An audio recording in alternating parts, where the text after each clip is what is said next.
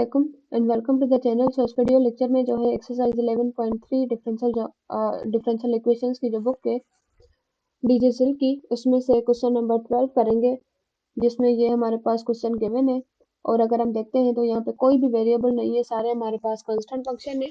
तो हम स्टेटमेंट लिख देते हैं as a given function is constant and positive functions. कोई भी फंक्शन हमारे पास नेगेटिव में नहीं है, तो हम स्टेटमेंट लिख देते हैं as the given function is constant and positive function, then it is even Fourier series of an even function which is cosine series। तो अब यहाँ पे ये हमारे पास कोसाइन सीरीज होती है। इंट्रोडक्शन में हमने ये चीजें देखी भी थी। तो अब यहाँ पे इसके लिए हमें कोसाइन सीरीज के लिए हमें क्या चाहिए, हमें एक ए नॉट चाहिए और उसके साथ हमें जो है ए एन की वैल्यू चाहिए। तो हम क्या करते हैं कि सबसे पहले तो हम देख लेते हैं कि हमारे पास पी और नेगेटिव पी क्या है। तो यहाँ पे ये जो -2 है हमारे पास, ये हमारे पास नेगेटिव पी है और ये हमारे पास यहाँ पे पॉजिटिव पी है। अब डायरेक्टली जो है हम ए नॉट फाइंड करते हैं और वैल्यूज को इसमें पुट करते हैं। तो सबसे पहले आप देखो कि अगर हम इसमें सब्स्टिट्यूशंस करें तो ये क्या हो जाएगा, 2/पी। पी हमारे पास क्या थी, पी हमारे पास था 2 और फ्रॉम 0 टू पी, पी हमारे पास है 2 F of x d x. इसी तरह से अब देखें कि हमारे पास जो है वो फंक्शंस कौन से गिवन है। तो हम यहाँ पे क्या कर लेते हैं कि फंक्शंस में देख लेते हैं कौन सा वो फंक्शन है हमारे पास यहाँ पे कि जो इस इंटरवल को सेटिस्फाई करता है, जिस तरीके से हमने क्वेश्चन नंबर 11 में किया था। तो हम यहाँ पे देखते हैं कि फर्स्ट इंटरवल हमारे पास है फ्रॉम -2 टू -1। तो अगर मैं इसके बीच में 1 को पुट कर देती हूँ, नंबर लाइन ड्रा कर लेते हैं। यहाँ पे हमारे पास है 0, यहाँ पे है 1, यहाँ पे है 2, इधर है हमारे पास -1 और यहाँ पे हमारे पास है -2। तो यहाँ पे क्या है कि जो -2 है इज लेस देन 1, -2 ये यहाँ पे लेसर वैल्यूज होती हैं और इससे आगे हमारे पास जो है वो ग्रेटर वैल्यूज होती हैं। तो यहाँ पे कहता है positive one is less than the -2 और positive one is less than the -1। देखें यहाँ पे क्या चीज बता रहा है, एक इसने दी कि -2 is less than 1 in this, ये चीज अगर हम इसको सेपरेट करें तो यहाँ पे क्या बोल रहा है कि एक तो -2, एक ये चीज और दूसरा है ये। अगर मैं इसको इस तरीके से लिख दूं that 1 is greater than -2 and -1 is greater than 1। अब देखें, अब ये इजी हो गया है। अब हम इसको चेक करते हैं कि ये इंटरवल पे सेटिस्फाई करता है या नहीं। तो हम कह देते हैं that 1 is greater than -2। 1 हमारे पास क्या है, ग्रेटर देन -2। और हम जानते हैं कि यहाँ पे ये हमारे पास आ रहा है कहीं वही 1 हमारे पास है और ये क्या है, ग्रेटर देन इस -2 के। ये चीज तो फिर भी सेटिस्फाई करती है कि 1 जो है वो हमारे पास जो है वो ग्रेटर देन -2 है। सेकंड पे आ जाए तो उसमें कहता है -1 इज -1 इज ग्रेटर देन +1। तो ये चीज यहाँ पे सेटिस्फाई नहीं करती। -1 जो है हमारे पास वो इज नॉट ग्रेटर देन +1। +1 हमारा जो है वो -1 से ग्रेटर है, पर -1 जो है वो +1 से ग्रेटर नहीं है। तो ये यहाँ पे इनइक्वालिटी यहाँ पे कैंसिल हो गई। इसको हम डिटेल में कर रहे हैं ताकि जो है आपको आपका कंसेप्ट डेवलप हो कि किस तरीके से अगर हमारे पास इस किस्म के फंक्शंस गिवन है तो हम किस तरीके से इनइक्वालिटी को चेक करते हैं। सेकंड पे आते हैं। तो अब यहाँ पे ये कहता है कि अगर मैं इसको इस तरीके से लिख दूं यहाँ पे जो फंक्शन मेरे पास है 0, मैंने उसको यहाँ पे इम्प्लीमेंट कर लिया। इन दोनों को सेपरेट कर लेते हैं और ये हो जाएगा 0 इज ग्रेटर देन -1 एंड यहाँ पे हो जाएगा 1 इज 0 इज ग्रेटर देन 1, इस तरीके से।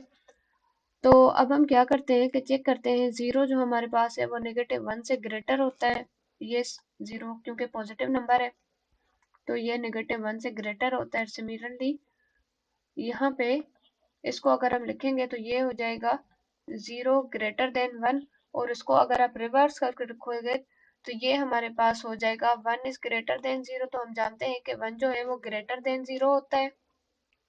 1 हमारे पास जो है वो ग्रेटर देन 0 होता है, तो ये दोनों ही चीजें सेटिस्फाई करता है, तो ये इनइक्वालिटी हमारी यहाँ पे सेटिस्फाई होती है। जब हम थर्ड इनइक्वालिटी पे आते हैं तो वो है हमारे पास 1 और इसकी जो लिमिट्स है वो है 1 and 2।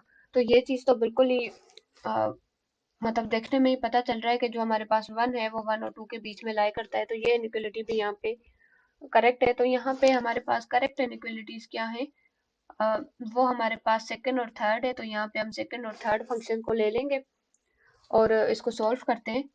तो अब यहाँ पे फंक्शंस हमारे पास डिसाइड हो गए, तो ए एन और ए नॉट की वैल्यूज को फाइंड करते हैं। फर्स्ट फंक्शन हमारे पास है from -1 to 0, sorry from -1 to 1, और फंक्शन हमारे पास 0 है तो ये पूरा 0 हो जाएगा, मैं इसको पुट नहीं करूंगी।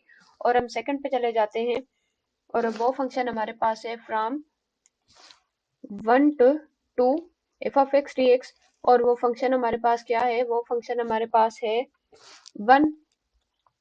अब देखें ये 2 इस 2 से कैंसिल, तो यहाँ पे इसकी इंटीग्रेशन करें, 1 की इंटीग्रेशन होगी x, लिमिट्स हमारे पास है फ्रॉम 1 to 2, लिमिट्स अप्लाई करें तो यहाँ पे ये हो जाएगा 2 - 1 विच इज 1। तो यहाँ पे हमारे पास जो है वो ए नॉट की वैल्यू आ गई जो कि हमारे पास है 1।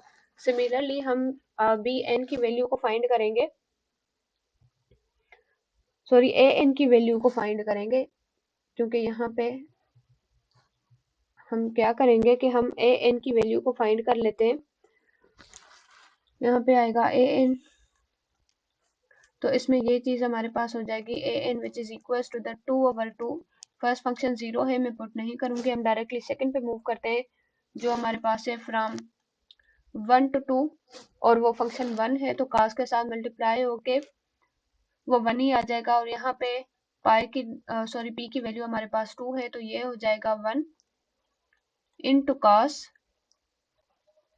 1 into cos n pi over 2 x d x, और यहाँ पे ये 2 इस 2 से कैंसिल, तो इधर आ जाएगा integration from 1 to 2 cos n pi over 2 x d x. अब इसको सॉल्व करें तो हम क्या लिखेंगे, यहाँ पे a n which is equal to the cos की इंटीग्रेशन क्या होती है साइन, तो ये हो जाएगा sine n pi over 2 x, limits from 1 to 2, इसमें लिमिट्स पुट करें, अब नहीं बल्कि यहाँ पे जो है इंटीग्रेशन में गलती हो गई है, इसकी एंगल को हम नीचे डिवाइड कर लेंगे और हम डिवीजन को डायरेक्टली ऊपर मल्टीप्लाई कर लेते हैं, तो ये हो जाएगा 2/n पाई, लिमिट्स है इसकी फ्रॉम 1 to 2, इस 2/n पाई को हमने बाहर लिख लिया और अंदर हमारे पास टर्म जो बच रहा है वो है साइन